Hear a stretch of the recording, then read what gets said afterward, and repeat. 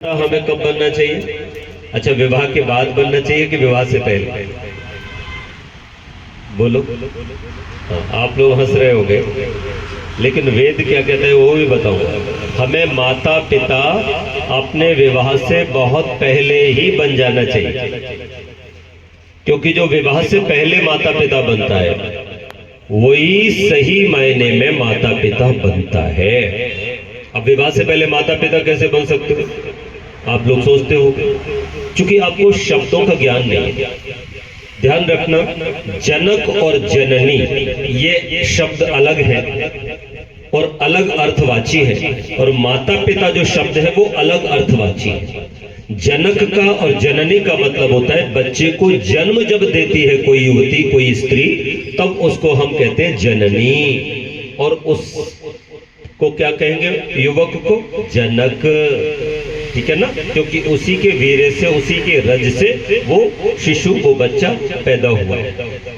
लेकिन माता और पिता बोले ये विशेषण है, ये विशेषण है। जैसे इंजीनियर है ना, जैसे डॉक्टर, जैसे वकील है ना, ये क्या है? ये विशेषण। जैसे किसान, अब किसान आप किसको कहोगे? जो खेती करे उसी को तो किसान कहोगे, जो वकालत करे उसको वकील कहोगे, जो पढ़ाए उसको अध्यापक कहोगे। तो ये बात वैसे ही है कि जैसे विवाह से बहुत पहले व्यक्ति को अध्यापक बन जाना चाहिए, विवाह से बहुत पहले व्यक्ति को व्यापारी बन जाना चाहिए, विवाह से बहुत पहले व्यक्ति को धनवान हो जाना चाहिए। तो मैं गलत बोला क्या? अब आपको समझ आएगा। कैलाश जी क्या बोला मैं? कि विवाह से बहुत पहले ही आपको व्यापारी बन जाना चाहिए, इंजीनियर, डॉक्टर, बैरिस्टर, कोई भी बन जाना चाहिए, क्योंकि आप बनोगे तभी तो घर में धन आएगा, और तभी तो संतान की भाई पूर्ति होगी, गृहस्थ की पूर्ति होगी।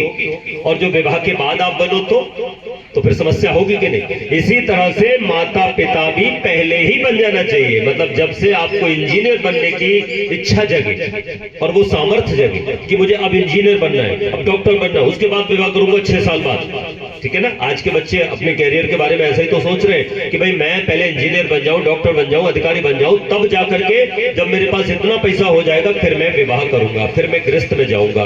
तो वैसे ही आप राष्ट्र की अगर रक्षा चाहते हो, स्वस्थ समाज बनाना चाहते हो, अपने कुल को बहुत आगे ले जाना चाहते हो, तो फिर आपको बहुत अच्छी संतान चाहिए। बोलो चाहिए कि नहीं चाहिए? तो उसकी चाहना आपके मन में वैसे ही होनी चाहिए जैसे धन की चाहना है। ध्यान रखना। तो क्योंकि पुत्र हमारा परम धन है, मतलब उसको आप हल्के में मत लो। हमारी जो संतान होती है वही हमारा धन होता है। अगर मेरे पुत्र बन गए तो फिर हमको धन की कोई चिंता नहीं होनी चाहिए। पूत कपूत तो क्यों धन संचय, पूत सपूत तो क्यों धन संचय। ध्यान रखना। इसलिए मैं निवेदन करना चाहता हूं कि जैसे इंजीनियर आप शादी से 6 साल पहले, 8 साल पहले बनते हो या बनने की इच्छा रखते हो, ऐसे ही माता पिता भी आप पहले बनने की इच्छा रखो। हर युवती जैसे ही वो 15 साल की, 16 साल की हो जाए, मतलब रजस्वला होनी शुरू हो जाए, और युवक के थोड़ी सी मुच्छा आ जाए, वो 17-16 साल का हो जाए, तभी से उसके अंदर ये भावना जगे कि मेरा भी आगे चलकर विवाह होगा, तो मेरी संतान कैसी होगी, इसका विचार अगर इस आयु में कर लिया जाए और अपने आप को पिता बना लिया जाए। पिता का मतलब हमारी बेटियां घर में, कई बार मेरी एक छोटी बेटी मेरा हमेशा ध्यान करती और हमको कहती पिताजी पाँव नहीं हिलाते। एक बार हम लोग पाँव हिलाने लग गए। मैंने कहा अच्छा माता जी नहीं हिलाऊंगा। तो हम उसको, जबकि वो 12 साल की है, हम उसको 12 साल की बच्ची को क्या बोलते थे? माता जी नहीं हिलाऊंगा। फिर हमारा एक छोटा सा बेटा आया 15 साल का, पिताजी आपने जो उसको बोला ना, ये आपको झूठ नहीं बोलना चाहिए था, आप क्लियर क्यों नहीं कह देते, आपने क्यों बातें बनाई? ओ यार बात तो ठीक है पिताजी तुम्हारी। तो वो हमारा पिता हो गया। मतलब अगर कोई बालक हमको अच्छी बात बता रहा है तो हम उसको पिता ही जाने, उसको ये ना कहे कि तू बढ़ाया तो तुम्हारी औलाद है। नहीं जी, औलाद कोई हो ही नहीं है। जो हमें हमेशा अच्छाई का मार्ग दिखा रहा है वो हमारा ये छोटा बेटा भी हमारा पिता हो सकता है। वो जनक नहीं होगा। जनक की स्थिति अलग है। आप जनक और पिता को एक समझ ले तो ये गड़बड़ हो रही है। वो इंजीनियर है, वो डॉक्टर है। बोलो आपका बेटा इंजीनियर होता है तो आप इंजीनियर साहब कहते हो कि नहीं? अरे डॉक्टर हो जाए तो डॉक्टर साहब कहते हो नहीं? इसीलिए वो आपका रक्षण करे तो पिताजी है कि नहीं? अब आप गलत अगर ले जाओगे, जनक मान की बात करोगे तो अलग बात है। वो जनक नहीं हो सकता आपका, जनक आप ही हो, लेकिन वो पिता तो हो सकता है, अर्थात रक्षक हो सकता है। मतलब जो हमारी रक्षा करे वो सारे धरती के पुरुष पिता है, और जो हमारा निर्माण करे वो हमेशा ध्यान रखना हर स्त्री माता है। चाहे उसका विवाह हुआ हो या ना हुआ हो। तो हमारी बेटियों में ये भावना रहे कि वो निर्माण की कला सीखें, छोटे छोटे बच्चों का निर्माण करें, लोगों को बताएं कि ये रास्ता गलत है। एक नन्ही सी बेटी है, वो किसी से अगर कहती है कि तुम्हें बीड़ी नहीं पीना चाहिए, भैया आप कितने सुंदर हो पर आप शराब पीते हो, गंदी चीज है, इसका सेवन मत करो, उसके कहने से उसने छोड़ दिया तो माता हो गई।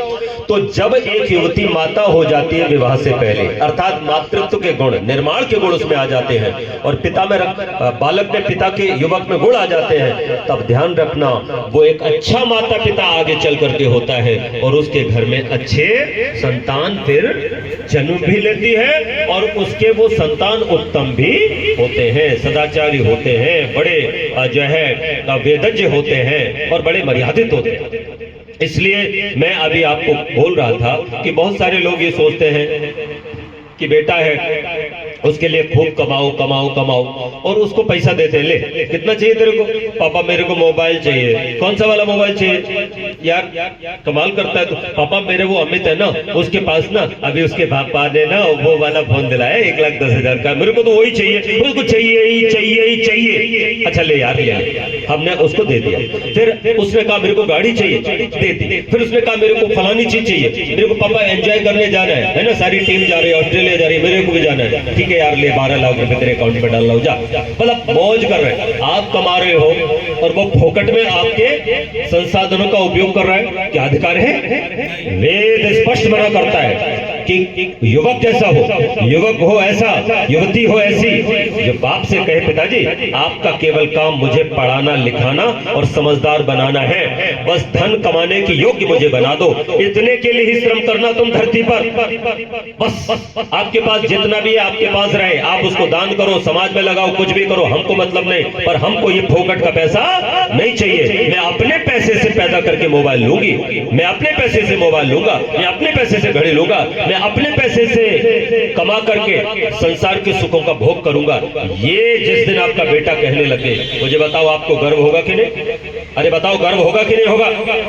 तो गर्व कहां कर रहे हो आप गर्व पैदा ही नहीं होने दे रहे हो बच्चों में, आप तो उन्हें कमजोर कर रहे हो। आप तो उनसे कह देते बेटा तेरे को कुछ भी जरूरत नहीं, मैंने कमा के रख दिया, एक प्लाट और खरीद लिया, एक बिल्डिंग और खरीद लिया, एक मैंने बैंक बैलेंस और बना लिया है। यार क्या कमाल करते हो, सारे दिन पागलों की तरह धन कमाते रहते हो। अरे बच्चे को बनाना था एक अच्छा माता पिता बन करके, और तुमने क्या बना दिया, उसको कमजोर बना दिया। एक बाज पक्षी होता है, बाज पक्षी माता, वो अपने बच्चे को जब वो पैदा होता है, जब उसके पंख निकल आते हैं, तब वो उड़ना सिखाता है और वो ऊपर लेके जाता है 5 किलोमीटर और वहां से वो छोड़ देता है। बच्चा सोचता है माँ ने मुझे छोड़ दिया, पहली बार छूटता है, अब वो घबराता है, परेशान होता है, मर जाऊंगा, अब तो गया काम से, गया काम से। जैसे धरती से टकराने को होता है, माँ फिर पकड़ लेती है उसको और पंजों में ले जाकर के मजबूत वो फिर ऊपर जाती है, 6 किलोमीटर ऊपर जाती है, फिर वहां से छोड़ती है। बच्चा फिर जब छोड़ा जाता है, अब वो उसके पैरों में थोड़ी थोड़ी चूंकि हवा टकराई है तो कुछ जान सी आई है, अब वो सोचता है कि यार क्या करूं, माँ ने फिर मुझे छोड़ दिया, अब तो मुझे उड़ना पड़ेगा। कहीं ना कहीं उसके मन में ये आता है कि कैसे जान बचाऊं, कैसे बचाऊं, फिर भी अभी उसमें इतनी सामर्थ्य नहीं है, और फिर धरती से टकराने को होता है, माँ बिल्कुल ऊपर ऊपर ऊपर ऊपर आती है 2 फीट ऊपर और फिर पकड़ लेती है। वो देखती है बच्चा उड़ा नहीं,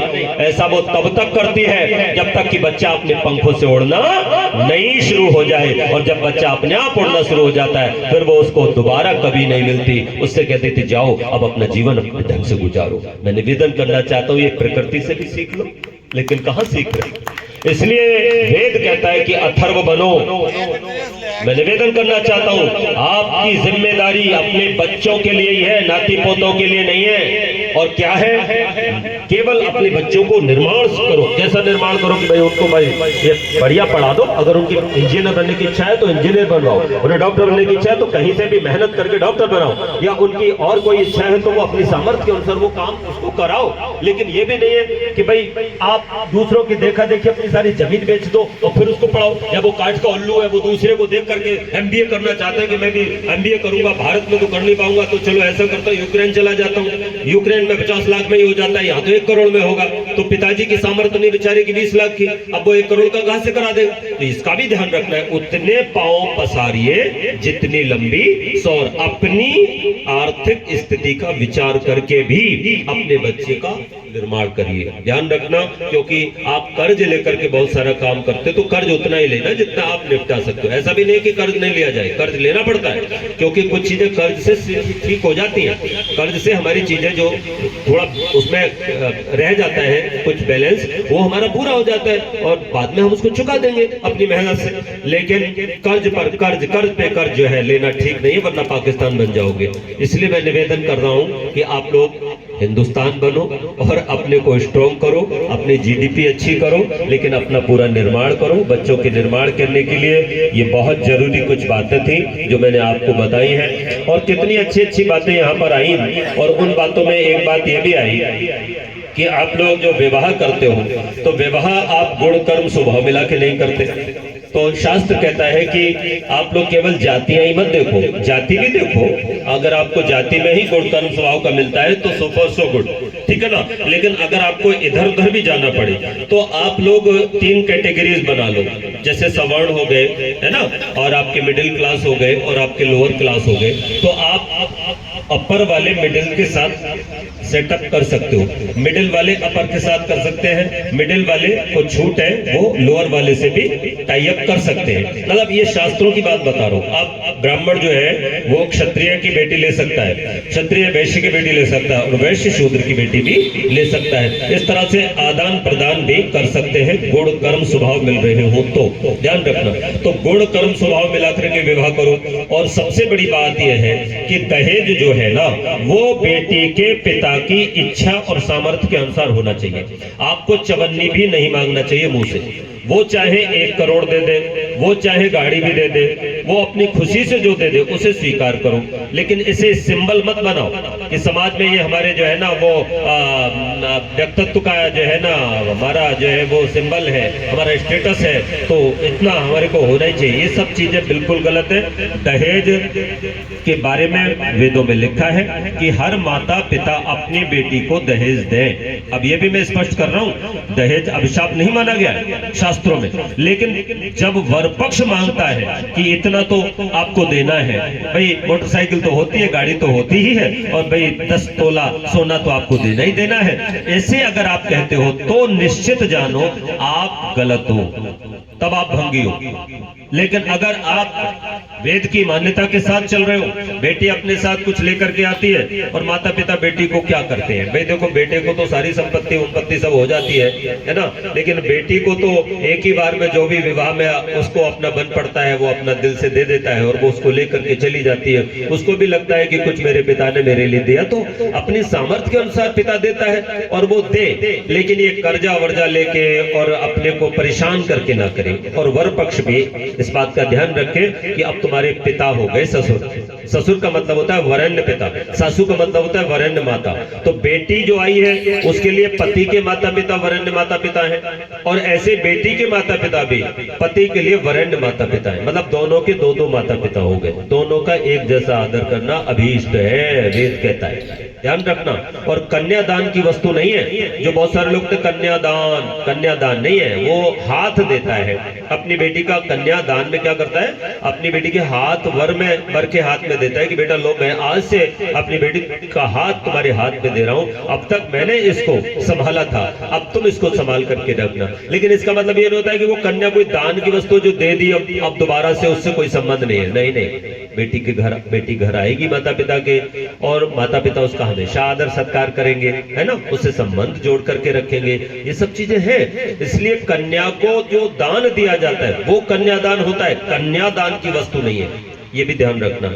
अगली बात वो कहते हैं कि जो आप लोग विवाह आदि करते हो और अनाप शनाप पैसा खर्च करते हो, ये भी आप बहुत गलत कर रहे हो। इतना पैसा गुरुकुलों को दो, इतना पैसा धर्म के अच्छे काम में लगाओ, या इतना पैसा किसी गरीब की बेटी की शादी में लगा दो, तो वो कितना अच्छा पुण्य का कार्य हो जाएगा। आप दिन में शादी करो, बिना बैंड बाजे के करो, इसमें कितना आप पैसा लगाते हो, व्यर्थ का पैसा खर्च होता है। अरे मुसलमान है, ईसाई है, धरती पर सबसे ज्यादा है, और जानते हो उनके इसी वैदिक व्यवहार के कारण वो बढ़ते चले जा रहे हो और तुम अपने इस अवैधिक व्यवहार के कारण घटते चले जा रहे हो। मुझे बताओ इसमें कौन सी शान है। ईसाई दिन में शादी करता है, चर्च में गया और रिंग पहनाई और हो गई शादी, ठीक है ना। मुसलमान गया, दिन में विवाह बारात ले गया और भाई काजी के पास गया और काजी ने पूछ लिया भाई कबूल है, उन्होंने कहा कबूल है, भाई हो गई शादी। तो मैं आपको निवेदन करूं, दिन में उनकी शादी हो रही, चाहे तरीका उन्होंने अपना अलग बनाया, लेकिन हम लोग जो है वो हवन में फेरे करा देते हैं, है ना। एक बार एक पंडित जी जो है को मतलब जल्दी थी तो उन्होंने एक फेरा करा के रहने दिया। तो वही वो जाट आदमी था, उसने कहा पंडित अभी तो 6 फेरे रह गए। बोले रुकेगी तो एक ही में रुक जाएगा। मतलब कहने का ये कि हमने भी मजाक ही बना लिया, फेरे 7 थोड़ी होते हैं, फेरे तो 4 ही होते हैं, है ना। चौथी परिक्रमा करके ओम भगाए स्वाहा किया जाता है। ग्रंथि बंधन फेरों में नहीं होता, ग्रंथि बंधन तो सप्तपदी में होता है, लेकिन हमारे पंडित तो फिल्मों को देख करके काम करते हैं। मतलब सारा मजाक बना के रखा हुआ है। आधी रात के बाद जब बेचारे थक जाते हैं बेटा बेटी, मतलब वधू और वर, तब उनको उठाया जाता है कि चलो विवाह करो। ऊँग रहे होते हैं, पंडित जी जल्दी कर दो। पंडित बैंड बाजे से कभी नहीं, बैंड बाजा चलेंगे, अभी एक गाना और होगा, है ना। आज मेरे यार की शादी है, सारे नाच रहे और बैंड बाजे को बढ़ने नहीं देते। 500 मीटर की दूरी 3 घंटे में तय होती है और पंडित जी से कहते हैं पंडित जी जल्दी कर, पंडित जी जल्दी कर। पंडित जी भी एक ही फेरा करा के छोड़ देते, भाई हो गया काम, है ना। तो ये सब मजाक तुमने अपने संस्कारों का कर रखा है, इससे तुमको पापी तो लगेगा। इससे तो अच्छा मुसलमान और ईसाई है, कम से कम वो अपने सिस्टम से चल रहे हैं, दिन में शादी कर रहे हैं, बिना बैंड बाजा के शादी कर रहे हैं। 1 लाख रुपया तुम उन्हें दे देते हो जो तुम्हारे शत्रु। ध्यान रखना, मैं आपको खुल करके कह रहा हूं, इससे ज्यादा मैं नहीं कहूं। खुले शत्रु हैं जो तुम्हारे, इतिहास इस बात का साक्षी है। 1400 वर्षों में अपवाद को छोड़ करके किसी भी मुसलमान ने अगर हिंदू की रीति रिवाजों को अपनाया हो तो मुझे बताओ। अपने को प्रेम तो करने वाले मुसलमान बहुत मिले होंगे, लेकिन जब मजहब की बात आती है तो काटने में पीछे कभी नहीं रहे। इसलिए ध्यान रखना, तुम जो पैसा दे देते हो वो कहां जाता है? ये आतिशबाजी का पैसा किसको जाता है? ये बैंड बाजी का पैसा किसको जाता है? और इतने खाने बनवाते हो। अरे पहले 5-6 आइटम होते थे पुराने समय में, तब भी तो विवाह होते थे। पत्तल परोस दी जाती थी, बढ़िया करके खिलाया जाता था। एक और लेनी पड़ेगी साहब, एक और लेनी पड़ेगी, लड्डू तो लेना ही पड़ेगा साहब। लोग मन भर के खाते थे। आज भी वो लड्डू दिमाग में चलते हैं। आज भी वो 2 ही सब्जियां होती थी, ज्यादा से ज्यादा 3 हो जाती थी। अब तो 75 सब्जियां, 75 तरीके के जो है वो सलादें और तमाम तरीके के दूसरे नाश्ते के आइटम। पता चला 25 तरीके की मिठाइयां, 12 तरीके तो आइसक्रीम, पूरे 552 तरीके के आइटम थे। खा लोगे क्या? ये पेट है या तुम्हारा कूड़ादान है कि ये भी भर लो, ये भी भर लो, ये भी ठूसो, वो भी ठूसो, थोड़ा थोड़ा सब ठूसो। अंदर जाके क्या होता है? टट्टी। आपने जो भी खाया तो सब टट्टी बनना। तो तुमने यार सोचो तो, जो खा रहे हो केवल जुबान के लिए खा रहे हो, उससे तुम्हारा स्वास्थ्य क्या बनेगा? ध्यान रखना, एक समय में आयुर्वेद कहता है एक ही सब्जी खाना चाहिए, और एक समय में ज्यादा करो तो एक जैसी 2 चीजें, एक दाल हो जाए, एक सब्जी हो जाए, इससे ज्यादा नहीं। और साथ में रायता भी रहे, ठीक है ना। अगर आपको शूट करता है तो रायता रहे और उससे पहले सलाद रहे, बस इतना खाना चाहिए। एक प्लेट में उठाओ, सबसे पहले तो सलाद खा जाओ, ठीक है ना। और सलाद के बाद अब खाने पे नंबर लगाओ, तो थोड़ा सा अपना खाओ और इतनी जगह रखो कि आधी जगह रह जाए, क्योंकि तुमने पूरी भर ली तो तुमने आधा डॉक्टर के लिए खाया। अभी मैंने बोला था तुम पूरा पेट ठूस लेते हो ना। एक व्यक्ति गया डॉक्टर के पास, बोले वैद्य जी मर गया। रात हो रही थी, 12 बज रहे थे। वैद्य जी बोले मैं तो ठीक ठाक। बोले वैद्य जी मैं मर गया। बोले तो फिर क्या हो गया? बोले पेट में दर्द हो रहा है। बोले ले इतना चूर्ण बना के लाए। बोले ले लवणवास का चूर्ण था, इतना सारा चूर्ण दिया। बोले और इतनी जगह होती तो एक रसगुल्ला और नहीं खा लेता। मतलब इतना ठूस करके खा गए। आप ध्यान रखना, जो ठूस करके खाते हैं वो अपने लिए नहीं खाते, वो डॉक्टर के लिए खाते हैं। तो ये अनाप शनाप दिखावे के लिए काम क्यों करते हो? अरे एक बात आर्य समाज के लोग ही ये चलन शुरू कर दे कि हम नहीं करेंगे, हम तो प्राचीन पद्धति अपनाएंगे और हम उसी ढंग से विवाह करेंगे। बढ़िया करके बारातियों को बिठाएंगे, उनका तिलक लगाएंगे, उनके गले में माला डालेंगे, उनका सम्मान करेंगे और सबको जो है थाली में भोजन परोसेंगे। और थाली भी उनसे कह देंगे तुम्हारी, अपनी थाली को नहीं ले जाओ। एक गिलास देंगे, एक कटोरी देंगे। जो ज्यादा पैसे वाले तो चांदी की दे दो।